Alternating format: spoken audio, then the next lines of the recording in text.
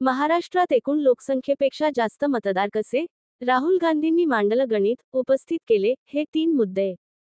राहुल गांधींनी महाराष्ट्र विधानसभा निवडणुकीतील गैरप्रकाराबाबत 3 मोठे दावे केले असून निवडणूक आयोगाकडे मतदार याद्यांबाबत मागणी केली आहे. नवी दिल्ली. राहुल गांधींची निवडणूक आयोगाकडे ही मागणी. महाराष्ट्र विधानसभा निवडणुकीत महायुतीचा मोठा विजय झाल्याचं पाहायला मिळालं. लोकसभा निवडणुकीत दिसणारा कल विधानसभा निवडणुकीत पूर्णपणे बदलल्याची प्रतिक्रिया या निकालांवर व्यक्त करण्यात आली.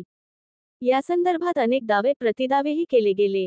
या निवडणुकांमध्ये गैरप्रकार झाल्याचा गंभीर आरोप राज्यातील विरोधी पक्षांकडून अर्थात महाविकास आघाडीकडून करण्यात येत होते.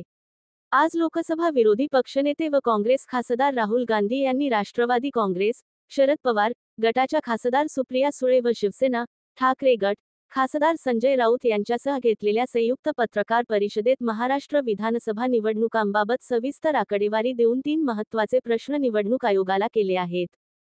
ऐन लोकसभा निवडणुकीपूर्वी पत्रकार परिषदेच्या सुरुवातीलाच राहुल गांधींनी ऐन लोकसभा निवडणुकीपूर्वी निवडणूक आयुक्त बदलण्याची प्रक्रियाच बदलल्याचा मुद्दा उपस्थित केला. निवडणूक आयोगाचे आयुक्त एका समितीकडून नेमले जात होते. त्यात सरन्यायाधीश, विरोधी पक्षनेते आणि पंतप्रधान होते. त्यात सरकारकडून बदल करण्यात आला. सरन्यायाधीशांना त्यातून बाहेर काढण्यात आलं आणि एका भाजपा व्यक्तीला त्या समितीत दाखल करण्यात आलं. लोकसभा निवडणुकीच्या आधी निवडणूक आयुक्तांना हटवण्यात आलं आणि नव्या आयुक्तांना तिथे नेमण्यात आलं, असं राहुल गांधी म्हणाले. राहुल गांधींनी उपस्थित केले 3 मुद्दे. दरम्यान, महाराष्ट्र विधानसभा निवडणुकीत सत्ताधाऱ्यांनी गैरप्रकार केल्याचा दावा करताना राहुल गांधींनी 3 मुद्दे उपस्थित केले आहेत. 1. विधानसभा निवडणूक 2019 ते लोकसभा निवडणूक 2024 या 5 वर्षांत 32 लाख मतदारांचा याद्यांमध्ये नव्याने समावेश करण्यात आला. पण लोकसभा 2024 ते विधानसभा 2024 या 5 महिन्यांत 39 लाख नवे मतदार समाविष्ट झाले. लोकसभा निवडणुकीनंतर 5 महिन्यांत समाविष्ट झालेले मतदार आधीच्या 5 वर्षांतल्या मतदारांपेक्षा जास्त कसे? हे 39 लाख मतदार कोण आहेत? अख्ख्या हिमाचल प्रदेशमध्ये 39 लाख मतदार आहेत. आणि तेवढे नवे मतदार महाराष्ट्रात मतदार याद्यांमध्ये समाविष्ट झाले आहेत, असा मुद्दा राहुल गांधींनी उपस्थित केला. 2. महाराष्ट्राच्या एकूण लोकसंख्येपेक्षाही महाराष्ट्रातील एकूण नोंदणीकृत मतदार जास्त कसे होतात?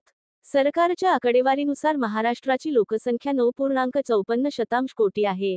पण निवडणूक आयोगानुसार महाराष्ट्रात त्याहून जास्त म्हणजे 9.7 कोटी मतदार आहेत.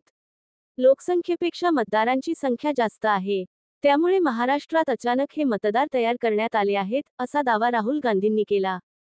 3. महाराष्ट्रात विरोधी पक्षांना जितक्या मतदारांनी मतदान केलं त्यांची संख्या लोकसभा आणि विधानसभा निवडणुकीदरम्यान अजिबात कमी झालेली नाही. काँग्रेसला लोकसभेत कामठी विधानसभा मतदारसंघात 1.36 लाख मतं मिळाली. विधानसभेत आम्हाला तिथेच 1.34 लाख मतं मिळाली.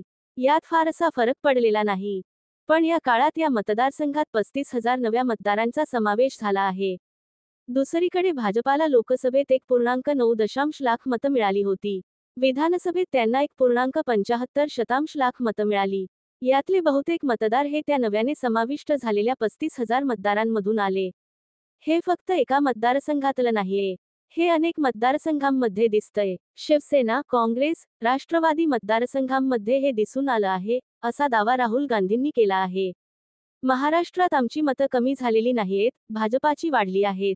राहुल गांधींची निवडणूक आयोगाकडे मागणी.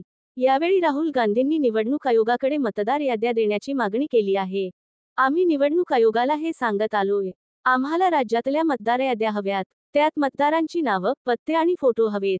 आम्हाला लोकसभा निवडणूक व विधानसभा निवडणुकीतील मतदार याद्या हव्यात.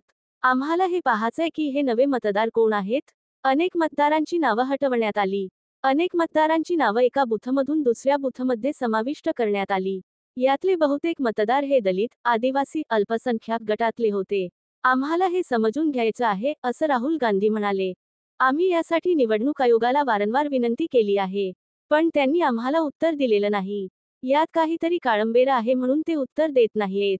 मी कोणताही आरोप करत नाहीये, मी इथे डेटा दाखवतोय, असंही राहुल गांधींनी यावेळी नमूद केलं.